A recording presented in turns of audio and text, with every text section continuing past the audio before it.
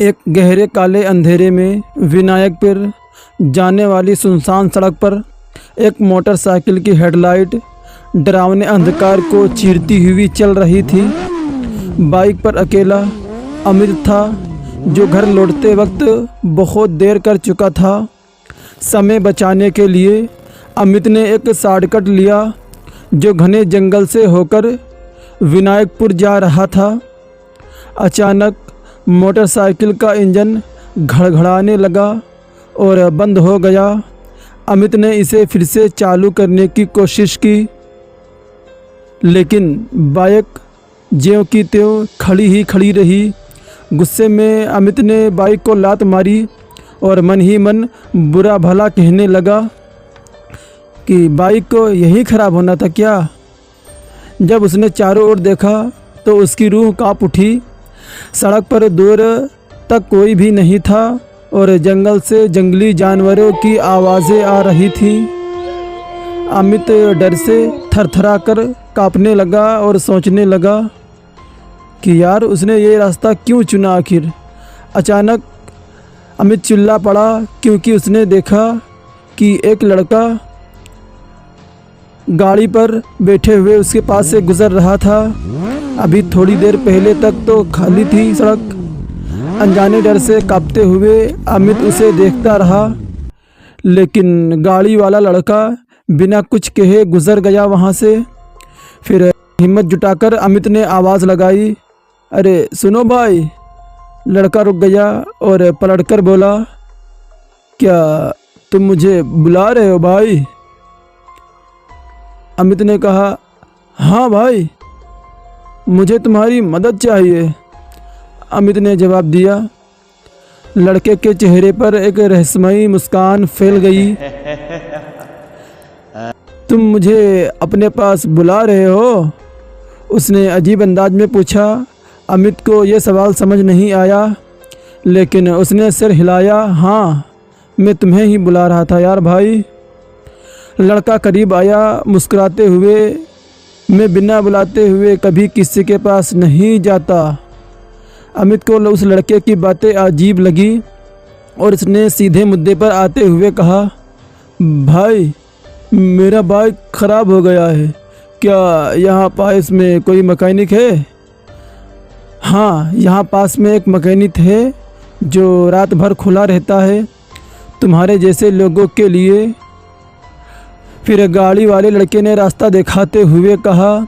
अमित हैरान रह गया क्योंकि लड़के का हाथ उसके पूरे शरीर से भी लंबा था। वो घबरा गया और तुरंत अपनी बाइक पकड़कर ढकेलते हुए चलने लगा। कुछ कदम चलने के बाद उसने पलटकर देखा तो लड़का गायब हो चुका था और सड़क फिर से खाली थी। फिर अमित ने सूखे गले से फूंक निकली और पूरी ताकत से बाइक को ढकेलने लगा। कुछ दूर चलने के बाद अमित ने देखा कि सड़क के किनारे एक खुली जीप खड़ी थी, जिसमें 4 लड़के तेज संगीत के साथ ड्रिंक कर रहे थे। अमित ने उनके पास जाकर पसीना पोंछते हुए पूछा, अरे भाई, मैकेनिक की दुकान यहाँ से कितनी दूर है?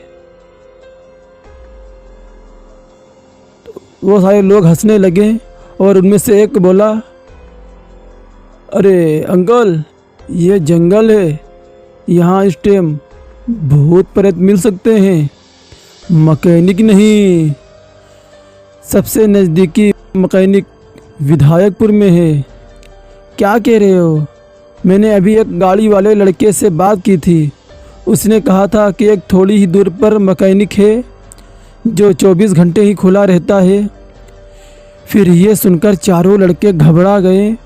गाड़ी वाला लड़का? तुमने उससे बात की क्या? एक ने घबराते हुए पूछा। हाँ, उसने मुझे यहाँ आने का रास्ता भी बताया था। अमित ने कहा। उनकी प्रकृतिया से अचंभित, क्या उसने तुमसे अनुमति मांगी थी? तुमने दे दी? दूसरा लड़का कांपते हुए बोला, हाँ, वो अजीब इंसान था यार। कह रहा था कि बिना बुलाए पहली बार किसी के पास नहीं जाता। फिर ये सुनते चारों ही लड़के कांपने लगे और थरथरा कर कांपने लगे और उनमें से एक चिल्लाया, अरे तुमने क्या कर दिया पागल? वो कोई इंसान नहीं था, वो तो रात का छलावा था, छलावा। तुमने रात को छलावे को बुला लिया है, अब तुम्हारा कुछ भी नहीं हो सकता, भागो यहाँ से, रात का छलावा यहीं आसपास होगा। चारों लड़के तुरंत अपनी जीप में चढ़े और तेज़ रफ्तार से भाग गए। अमित ने उन्हें भागकर देखकर हैरान रह गया। उसे कुछ समझ नहीं आ रहा था कि ये रात का छलावा क्या है और वो लोग इतने डरकर क्यों भागे। फिर भी अनजान अमित ने अपनी बाइक को ढकेलना जारी रखा जब तक कि वो एक छोटी सी मैकेनिक की गुमती पर नहीं पहुंच गया, जिस पर 24 घंटे खुला लिखा था। ये देखते ही अमित को जोश आ गया और वो तेज़ी से बाइक को ढकेलते हुए गुमती तक पहुंचा। वहाँ उसने देखा कि एक आदमी की फ़ोटो पर माला चढ़ी हुई थी और एक व्यक्ति कंबल ओढ़े सो रहा था। अमित ने सोते हुए मैकेनिक को जगाया, जिसने कंबल हटाया और अमित चीख पड़ा क्योंकि जिस आदमी की फ़ोटो पर माला चढ़ी थी वो उसी व्यक्ति का ही चेहरा था। मैकेनिक हंस पड़ा और बोला, अरे भाई डरो मत, वो मेरा जुड़वा भाई था, हम बिल्कुल एक जैसे ही दिखते हैं, लेकिन वो अब इस दुनिया में नहीं है। मैकेनिक ने अमित की बाइक को लिया और जल्दी से ठीक कर दिया।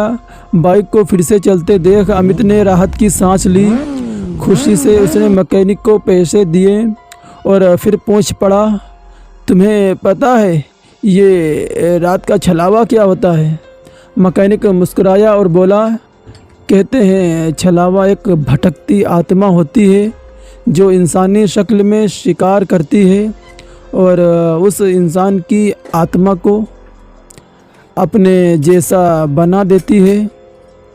रात का छलावा केवल रात में ही निकलता है और सुबह की पहली किरण के साथ उसकी शक्तियाँ ख़त्म हो जाती हैं और वो अंधेरी जगह में छिप जाता है। अमित सोच में पड़ गया तो कहते हैं इस जंगल में एक लड़का गाड़ी पे मिलता है जो रात का छलावा है। तुम तो यहाँ रात भर रहते हो, कभी वो गाड़ी वाला लड़का मिला नहीं? मैकेनिक हंस पड़ा और बोला, अरे भाई ये सब कहानियाँ हैं, भ्रम है। अगर सच में कोई रात का छलावा यहाँ भटकता तो मुझे भी दिखता ना। मैं तो यहाँ पिछले 1000 साल से बैठा हूँ। अमित घबरा गया, 1000 साल? तुम मुझे डरा रहे हो ना? अचानक मैकेनिक की आवाज़ बदल गई, उसकी आंखें बेजान हो गईं और वो खरखराते हुए बोला, आओ अमित, मैं तुम्हें अपनी दुनिया दिखाता हूँ। अमित चीख पड़ा, वो इसका नाम कैसे जानता था? फिर मैकेनिक उसकी ओर बढ़ा और घबराकर अमित ने अपनी बाइक स्टार्ट की और तेज़ रफ्तार में भाग निकला। दूर जाकर जब अमित ने पलट कर देखा तो उसने राहत की सांस ली कि वो शैतानी आत्मा उसका पीछा नहीं कर रही थी। अब मैं इस रास्ते पर कभी भी नहीं आऊँगा, अमित ने खुद से वादा लिया। तभी अमित ने पूरी ताकत से ब्रेक लगाया और सामने देखकर उसके रोंगटे ही खड़े हो गए। गाड़ी पे वही रात का छलावा उसके सामने खड़ा था। ये कैसे हो सकता है?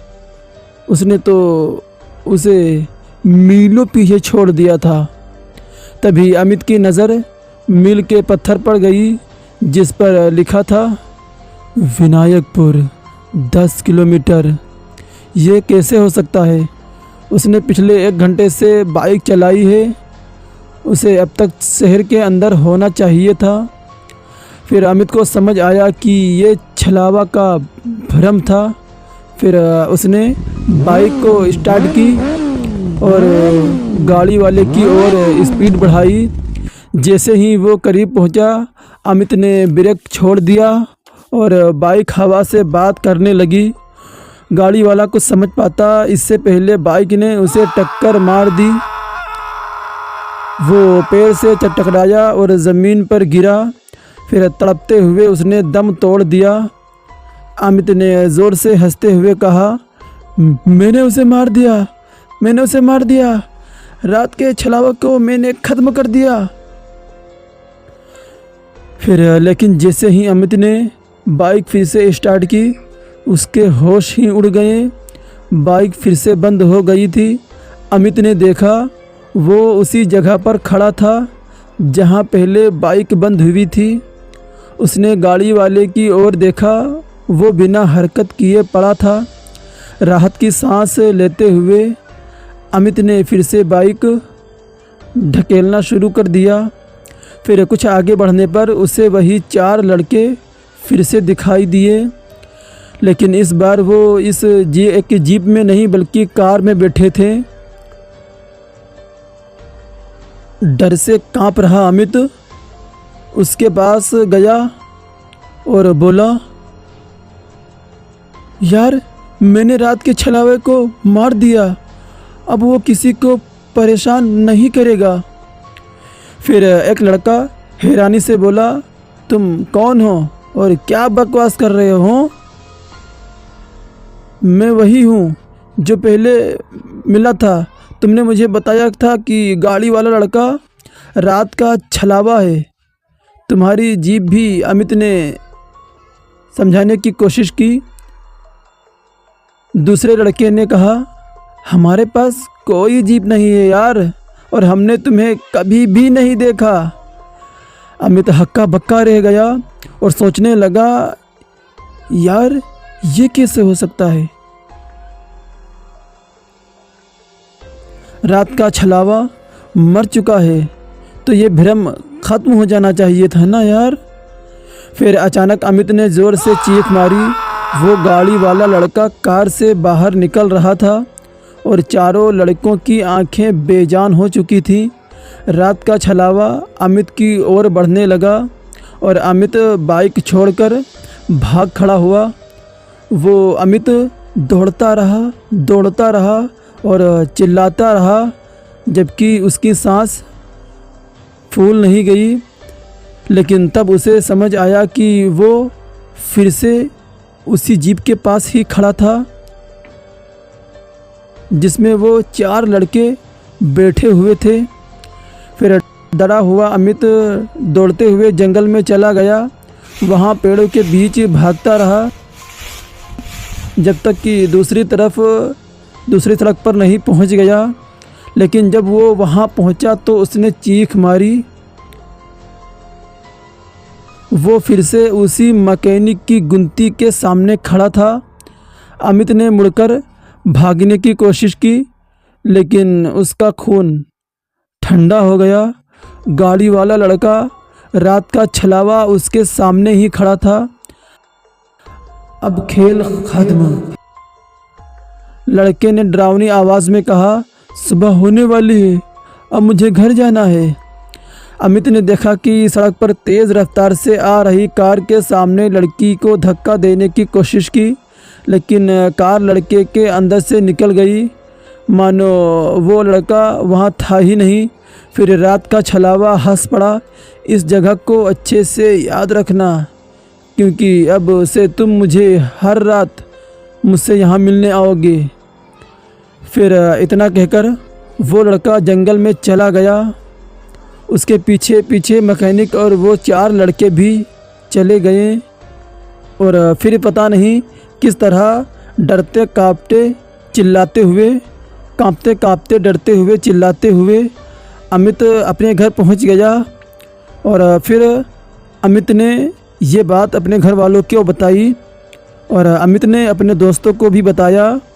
और फिर सब लोगों ने उस जगह की छानबीन की तो यही बात सामने आई कि उस जगह पर एक लड़के की मौत हो गई थी जो कि गाड़ी के टक्कर से हुई थी।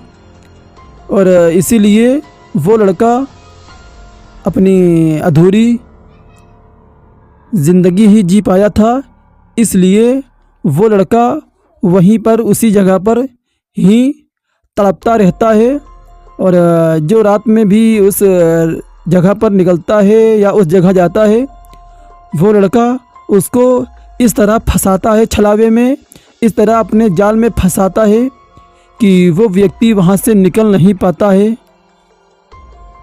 और जो वो 4 लड़के मिले थे वो भी एक छलावा था। वो भी अमित को समझ में आ गया कि ये उसके साथ क्या हो रहा था। फिर जाकर कहीं अमित को सुकून मिला। फिर उसके बाद से अमित रात में ड्राइव नहीं करता था, रात में कहीं भी नहीं जाता था। और जब उसको अपने ऑफिस से घर आना होता था तो जो भी काम उसको करना होता था वो पहले ही वो काम को कर लिया करता था। और जब शाम होने से पहले ही वो अपने घर पहुंच जाता था, क्योंकि अमित को याद था जो उस दिन उसके साथ हादसा हुआ था। अमित मरते मरते बचा था। तो दोस्तों, ये कहानी आपको कैसी लगी? इस कहानी को यहीं पर समाप्त करते हैं। और आपके कमेंट का मुझे इंतज़ार है कि प्लीज़ कहानी को लाइक करें। और अगर अभी तक आप लोगों ने हमारे चैनल को सब्सक्राइब नहीं किया है तो प्लीज़ चैनल को सब्सक्राइब कर लें और बेल आइकन को भी दबाइए, ताकि हमारी जो भी नई वीडियो अपलोड हो सबसे पहले आप तक नोटिफिकेशन पहुंच सके। तो फिर आपसे मुलाकात होगी एक और नई वीडियो में। तब तक के लिए bye bye and take care.